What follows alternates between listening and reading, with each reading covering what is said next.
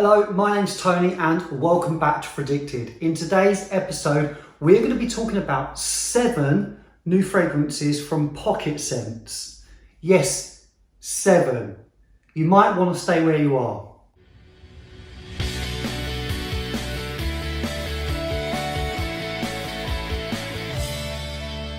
So we're going to break this down into 7 little sections. So one section for each fragrance. First section, we're going to be talking about Mer Tonka Vanilla. Now, this is a good size sample, so I've managed to wear it a couple of times so far, and I have a good size decant of the original. Now, the only thing that is a little bit different is the colour of the juice is slightly different. Now, I'm going to not worry too much about comparisons, but I will tell you what it's like and what I think. So the notes in this are lavender in the top, myrrh in the mid, and tonka, vanilla and almond in the base. Now, what I love about the original is that although it's got lots of sweet resinous notes in, it's not an overly sweet fragrance. It is very dense though. It works incredibly well in the winter. I was so excited to try this, I really was, and it doesn't disappoint. By the way, Bex also loves Mer Tonka as much as I do, so 100% unisex. So what I like is this magical myrrh, this really sort of rich and resinous and indulgent spicy note mixed with lavender creates this really unique scent profile. You then pair that with the tonka and the vanilla, you get something magical. It is something completely different to anything else you may have tried. If you haven't tried the original, this will give you a really good understanding of what that fragrance might be like. The only thing I would say about the original, it has this slight thicker booziness to it. This hasn't got that sort of boozy feel. It's a slightly lighter version. But saying that, it lasts incredibly well. It lasts all day on the skin. It turns, as you'd expect, quite vanillic at the end of the wearing. But I love that. This to me is a hug in a bottle. It is perfect for those winter nights, cuddled up in front of the TV with an open fire, wrapped up in a duvet maybe with this sprayed on. You can't go wrong. It is lovely. They have got subtle differences, but that doesn't matter. It's still a really lovely fragrance. So that is Mer Tonka Vanilla. Let's move on to the next one. Right, next we have Citrus Paradisi. This is Pocketscents' interpretation of 𝗙𝗟𝗟𝗢𝗔𝗪𝗔𝗪. This is $34.99 and it's an EDP concentration again. What does this smell like? Firstly, let's run through the notes. We have in the top grapefruit, in the mid we have ginger, and in the base we have ambroxan and woody notes. So quite a simple composition. What does it smell like? Straight from the off, it is a heavy blast of grapefruit, and it's quite a piercing, realistic grapefruit, but it also has the sweetness there too. Sometimes grapefruit or piercing notes can be quite screechy. This isn't screechy at all. It's smoothed out incredibly well by the other notes. It is quite a simple, not very complex fragrance, but it's also mass appealing and really easy to like. It's a very easy wear. It's incredibly versatile. Anybody could wear this of any age, in any environment. I think it will garner compliments. I think it's just a very lovely, easy wearing fragrance where you're gonna smell good, you're gonna smell fresh, you're gonna smell very clean. And you know what? It's something different to something like Sauvage with that added fruit. I haven't tried the original, so I cannot tell you how close this is. But what I can tell you is I've smelled other fragrances that are a little like it. 𝗟𝗔𝗪 from Parfums de Marly has that grapefruit and ambroxan note. And I've also got Dolce & Gabbana's The One Grey, and that also has grapefruit and ambroxan. So I have smelled similar DNAs, but this does it very well. This lasts as long as 𝗟𝗪𝗪. It lasts much better than D&G's The One Grey. I can't tell you what it compares like to the original in terms of performance. This lasts very well for a fresh, clean, easygoing fragrance. I think obviously the ambroxan is helping. Now onto the ambroxan. Some people can find ambroxan a little bit difficult or a little bit synthetic. The ambroxan used in this is very clean. It is a super smooth ambroxan. It's not overly done. And I don't find it offensive at all. I really like this. I think this would make the perfect exercise or gym fragrance. You will smell clean, you will smell fresh. As I've already said, I don't smell great after I've exercised, and I think this will really help. It's simple, clean, but it has a really great backbone to it. I think this is a winner from the company, I really do. It is very well done at a bargain price. So again, a thumbs up from me. Let's move on to the next one. Next we have Equinox, and this is inspired by 𝗤𝗔𝗓𝗔𝗪𝗔𝗬 by Guerlain. So new to me, this one. In the top we have citrus, bergamot and lemon. In the mid we have petitgrain, sage, neroli and lavender. In the base we have ambergris, tonka and vetiver. So it has a real heavy blast of a green citrus in the opening. Now what I mean by that, it's not like a bergamot or a lime. It is citrus notes washed in greenness. So the vetiver plays a huge part in this fragrance. The opening is quite herbal, with lavender being really prominent. And for that reason, for me, it leans towards a fougere barbershop style fragrance, but with an added beautiful greenness. The greenness is never overdone. I wouldn't say overall it's really green like green grass cuttings, for example. This is really classy stuff, it really is. As a reference, if you like something like Eau Sauvage from Dior, or you like Green Irish Tweed, I think this is somewhere between the two of those. It has this sea air feel to it. I imagine being on top of a lush meadow, on top of a cliff top with the sea breeze blowing in, but then with maybe a herb garden close by where you're getting lots of lavender and lots of other herbaceous notes. What I really think tops this fragrance off is the tonka and the ambergris.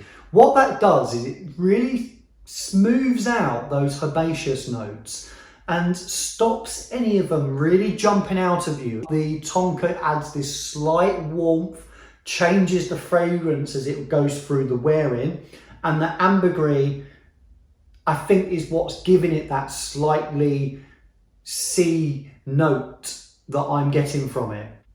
I think this is one of the most interesting of the new releases. This is a love from me. It's classy, it's sophisticated, it's very, very well put together. I think it's masculine, I think it's elegant. This will wear extremely well in the summer with a sharp suit on. If you've got a wedding to go to and you need to look good and you want something that's going to complement that, but smell good all day. It lasts forever, by the way. Fantastic longevity, fantastic sillage and projection. And actually, it changes throughout the wearing. It's not linear at all. A super release. It is fantastic. This is definitely full bottle worthy. This is £34.95. It's an eau de parfum concentration. On to the next one. Right, next up, I'd like to speak about Sibilance, which is inspired by Gucci, Voice of a Snake. This was a fragrance I have never heard of. I have done a little bit of research about what it's like, but I can't tell you how close this is. So I am doing this as a scent of its own. The notes are quite simply oud, saffron and patchouli. So the notes confuse me a little bit because you do get those notes, but I feel there is so much more going on with this fragrance. I think there are lots and lots of hidden notes. The original only has 3 notes listed as well. Some of the other things I get from it are a floral, and I'm guessing it feels like a rose oud fragrance. So I would have, if I'd smelling this blindly, I would have said it had rose in it.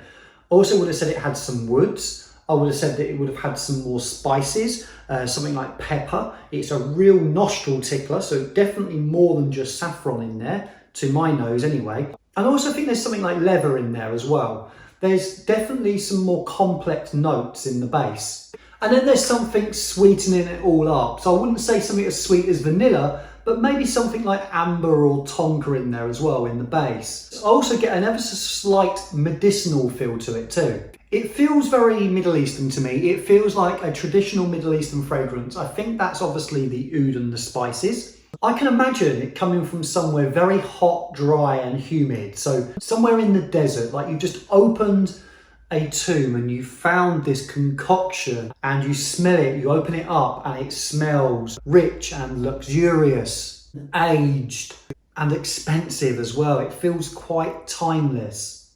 This is available for just $24.95 and it's a 50 ml bottle and it's an eau de parfum concentration again. So the fragrance is quite dry, it's quite luxurious, it's quite deep and dark and mysterious too. The patchouli plays a massive part in the wearing of this fragrance. It's an earthy, aged, almost oak barrel feel to it, and I think that's why it's got woods in there too. The patchouli, as you go through the wearing, becomes more and more prominent as well. It wouldn't usually be my type of fragrance, but weirdly, I find it really intoxicating. I find it quite addictive and quite mysterious. Definitely an intriguing and intriguing fragrance, even if it's not 100% to my taste. I think for the money it is incredible value for money. It feels expensive. It costs £25. If you are well along into your fragrance journey, or you're starting out but you really want something quite powerful and something to make a statement, something that smells different to anything else on the high street, this would be a great option. And those rose oud lovers out there, I think this is a really nice alternative to your typical rose oud fragrance. That patchouli into the mix, adding that patchouli into the mix really changes things up and makes it very unique. So that has been my take on Sibilance. Let's get on to the next one.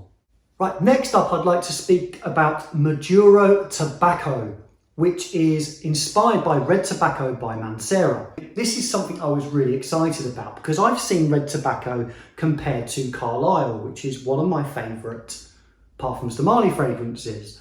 So I've been really intrigued to try it, but never tried the original. So when I see that Pocketscents were releasing this one, I was quite excited by it. So let's run through the notes with you. In the top, it's got apple, pear, incense, and spices. In the mid, it's got jasmine and patchouli. And in the base, it's got vanilla, tobacco, amber, guaiac wood, musks, and vetiver. This should come with a public warning. It is beast mode. I hate that expression. It makes me a little bit sick in my mouth. But it is powerful, powerful stuff. This, I would say, is one of the most powerful fragrances that I've ever tried. It's certainly one of the most powerful fragrances that Pocketscents have. It is a real statement maker. It fills a room. The projection and the sillage are huge. Now, what do I get from it? I get a dry tobacco. I get a hint of sweetness in the opening, and I think that's coming from the apple and pear. That does dissipate, and it then becomes quite dry throughout the wearing. The spices play a huge part in this, and I'm guessing some of the spices would be saffron, pink pepper. It then changes to a very woody fragrance, some deep woods in there too. The vanilla isn't overdone in this. It is just a hint, just to add that sweetness to what I think would otherwise be too overpowering. The patchouli plays a major part in this as well. It is that aged, earthy, slightly dank patchouli. And as the wearing goes on, the patchouli starts to become more noticeable. Now, this does change on your skin. It is anything but linear.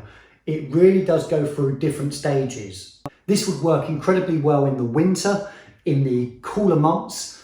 Certainly if you're going out for a walk in the snow or in the wind and the rain, this is really going to pierce through that colder weather.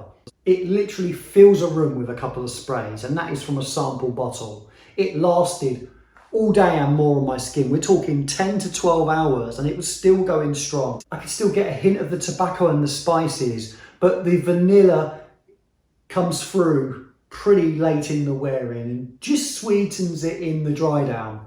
Now, to me, It is summer here. Although it hasn't been that warm, I wasn't scared to wear this on a summer's day. I think if you spray too much, it could become too much in the warmer weather. Hence why I've already said it will work well in colder months. But if you love rich tobacco fragrances with a real kick to them, and you want something in your collection that's really going to make a statement, for £25 for an eau de parfum concentration, this is an absolute steal.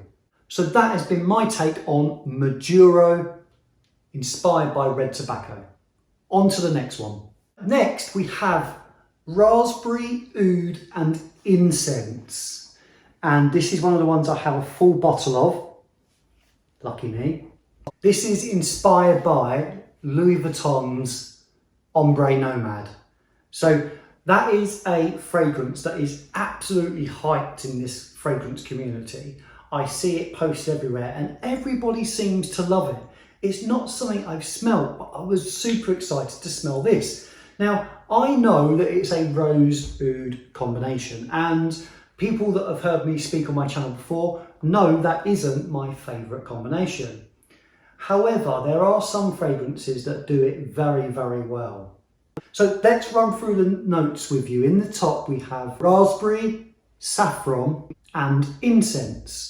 In the mid, we have rose, geranium, and oud. And in the base, we have birch, benzoin, and amberwood. Firstly, wow, this is stunning. The rose in this is like a pink, really blooming rose. It feels mega expensive, mega expensive. This is £25. Yes, £25. It's an eau de parfum again. It's a 50 ml bottle. You would easily be fooled into thinking this is a very, very, very expensive fragrance, especially if you were smelling it blind. Now, I can't tell you how close it is to the original, but I can tell you how good this is. I am going to be sounding like a salesman for the next 2 minutes, so please forgive me. One thing that always worries me with this top combination is the oud. But the oud in this plays like a real backbone to the fragrance. It's not something that's really, really prominent or offensive in any way at all. It's actually quite a sweet fragrance. The raspberry and the geranium notes give it this sort of red fruit smell. It's very faint. The rose is the main note, but it does add something to it, and it adds a little bit of a sharp sweetness to it. Now, the other note that plays a huge part is the incense. The benzoin adds, or benzoin, however you want to pronounce it, adds this subtle, sweet spiciness. That is one of my favourite notes, I would say. There's also a slight woodiness to it as well, but that is very, very slight. All the notes in this really lend to the rose. That is the main note, I would say. Now, some rose fragrances to me, don't take offence to this, do smell very old lady-like.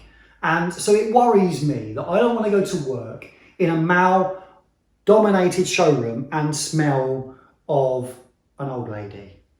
Again, don't take offence. And my colleagues would be very, very quick to tell me that's what I smell of. When I wear rose fragrances, I really like them, but I'm just a little bit self-conscious.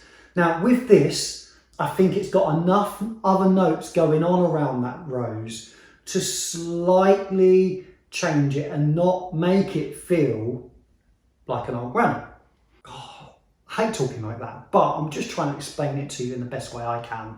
It's so refined and so well put together. I am gobsmacked that this is £25. Matt should have put this in his premium line. He could be charging £50 for this easily.